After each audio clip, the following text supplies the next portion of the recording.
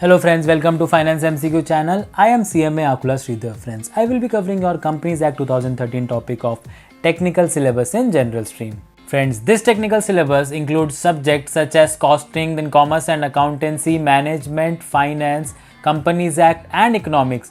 And friends, this technical syllabus is very important for your selection as it covers 100 marks in phase 1 and is also having 2/3 weightage in phase 2 of your SEBI Grade A officer exam. So let's begin. Friends, Companies Act 2013 received the assent of Honorable President of India on 29th August 2013 and was notified in the official gazette on 30th August 2013. And friends, the entire Companies Act 2013 is divided into 29 chapters with 470 sections and 7 schedules. So friends, in the coming series of lectures, we will be trying to cover all important sections which are very much relevant for your upcoming SEBI Grade A officer exam. So friends, let's move on and see the applicability of the Act. So friends, first Companies Act 2013 is applicable for companies. So friends, companies incorporated under this Act or under any previous company laws such as Companies Act 1882 or Companies Act 1913 or Companies Act 1956 will come under the purview of Companies Act 2013. For example, if a company is incorporated under Companies Act 1913, so after implementation of Companies Act 2013, the same company will be automatically covered under Companies Act 2013. So friends, Companies Act 2013 is also applicable for insurance companies. So friends, insurance companies are governed by Insurance Act 1930 or Insurance Regulatory Development Authority Act 1999. So friends, always remember that when there are some special act regulating an organization, so the supremacy will always be of that special act. And Companies Act 2013 will be applicable only in areas where such direct act or such special act is silent. So same will be in case of banking companies or companies producing or supplying electricity or companies regulated by special acts such as SBI or LIC, where SBI is regulated by SBI Act or LIC is regulated by LIC Act 1956. And friends, Companies Act 2013 is also applicable where central government may by notification in its behalf has specified that the act will be applicable to any particular organization. So let's move on. So friends, section 2 is a definition section which provides various important terminologies used in the act. And friends, now let's see some important definitions given under section 2. The first definition that was given under section 2 subsection 1 is abridged prospectus. The definition says abridged prospectus means a memorandum containing salient features of a prospectus as specified by SEBI. So friends, abridged in literary sense means shortening something without destroying the meaning of the original. So we can say that abridged prospectus is a summary of the prospectus containing such details as prescribed by SEBI. And friends, what is prospectus? Friends, prospectus is a document through which a company invites public to invest into securities of that company. Next definition, friends, is the definition of accounting standards as given under section 2 subsection 2. So friends, as per Companies Act, accounting standard means the standards of accounting or any addendum thereto for companies or class of companies as referred under section 133. And what does section 133 says? Section 133 of the Act deals with the power of central government to prescribe accounting standards. So friends, who prescribe accounting standards then? So friends, remember that central government will prescribe standards of accounts with the recommendation of ICAI, that is Institute of Chartered Accountants of India, in consultation with National Financial Reporting Authority, that is NFRA. Friends, next definition is section 2 subsection 13 of books of account. So friends, books of account includes all sum of money received and expended by the company. Then it includes all sales and purchases of goods and services by the company. Then it includes all assets and liabilities. While further, books of account includes items of cost as specified under section 148, which deals with cost audit. Moving on, next important definition is of debentures under section 2 subsection 30. And what does it says?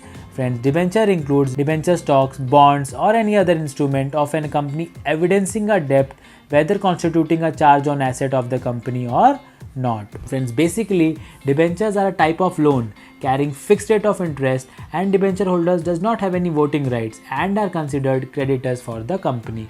So friends, CA Pritam Sangwan sir have already explained debentures in detail under sources of finance topic. So do visit the video for more clarity on debentures. Moving on, next important definition is under section 2 subsection 37, which says about employee stock option. So friends, it means the option given to directors, officers or employees of a company or its holding company or subsidiary company or companies if any, which gives such directors, officers or employees the benefit or right to purchase or to subscribe for the shares of the company at a future date but at a predetermined price. So friend, it gives a source of motivation for the employees to gain ownership interest in the company. Friends, next definition is under section 2 subsection 40, which says about financial statement. So friends, financial statement of a company includes balance sheet, profit and loss account, cash flow statement, statement of changes in equity and explanatory notes. So friends, here remember that for one person company, small company, dormant company and private company where it should be a startup company, for them financial statement need not include cash flow statement in the financial statement. Moving on, next important definition is covered under section 2 subsection 51 for with regards to key managerial personnel. So friends, remember that key manager personnel includes the CEO or the managing director or manager or company secretary or whole-time director or chief financial officer or other officers designated as KMP by the key managerial person by the board. So friends, here this other officer should be one level below the level of director and he should be in whole-time employment of the company. Next definition friends is of sweat equity shares, that is covered under section 2 subsection 88.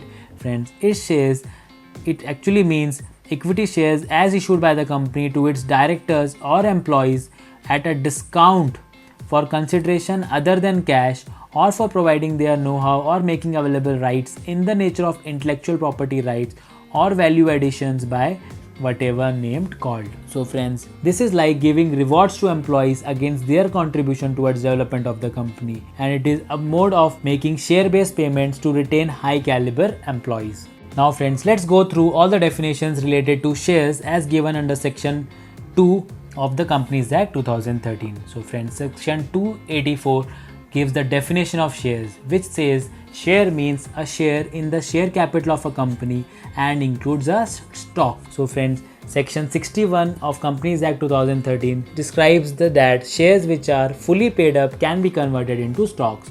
So friends, a share is the smallest denomination of a company stock. So remember that the definition of share includes both share capital as well as stock. Moving on, next definition related to share is authorized capital, which is covered under section 2 subsection 8. So friend, this means such capital as is authorized by the memorandum of a company to the maximum amount of share capital of the company. So friends, remember that authorized capital is the capital with which the company is registered. For example, if suppose a company is registered with rupees 5 lakh capital, so here 5 lakh will be the authorized capital and it might be divided into 50,000 shares of rupees 10 each.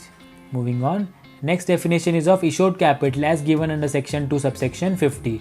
So friend, this means the capital as the company issues from time to time for the subscription.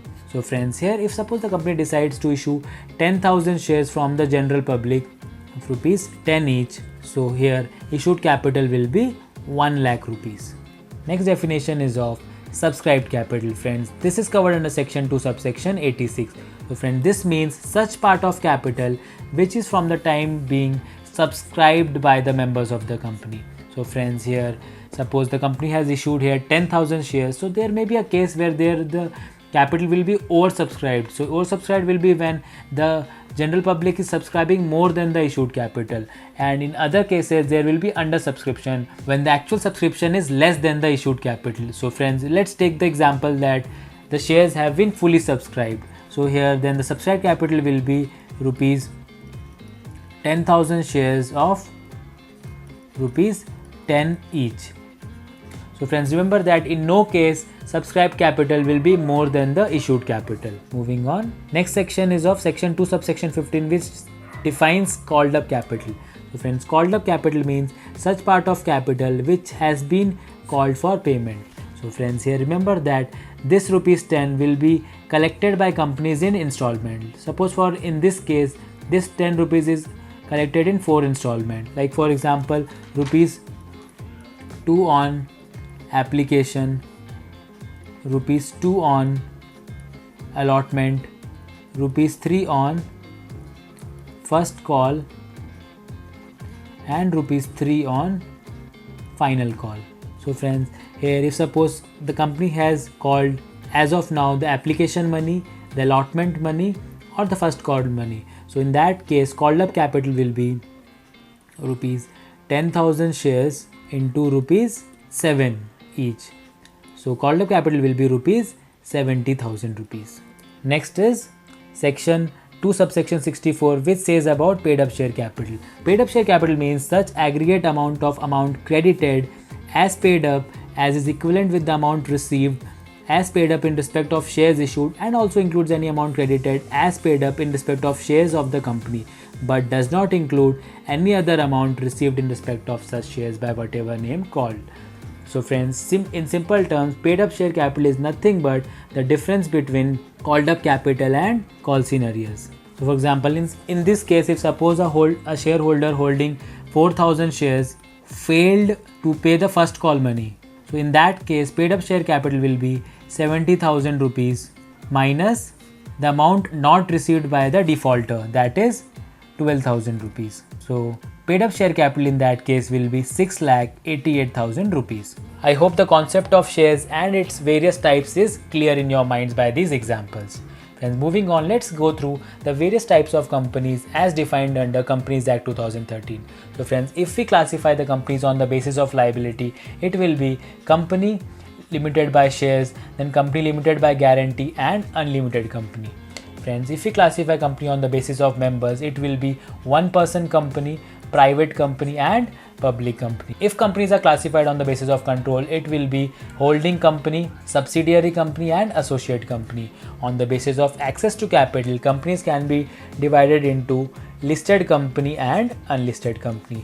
Friends, there are some other types of companies such as government company, small company, foreign company and companies such as having charitable objects, also known as Section 8 companies or dormant company or Nidhi company. So friends, we will study all these types of companies in details in our coming lecture.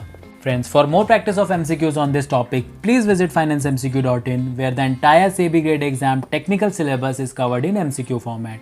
Friends, here 2000 plus subject wise, topic wise MCQ questions are presented for you to practice. Friends, explanation are also added for correct answers wherever required. So friends, apart from this, there are 25 test series covering the technical syllabus for more and more practice. So friends, do visit financemcq.in and practice your technical syllabus well.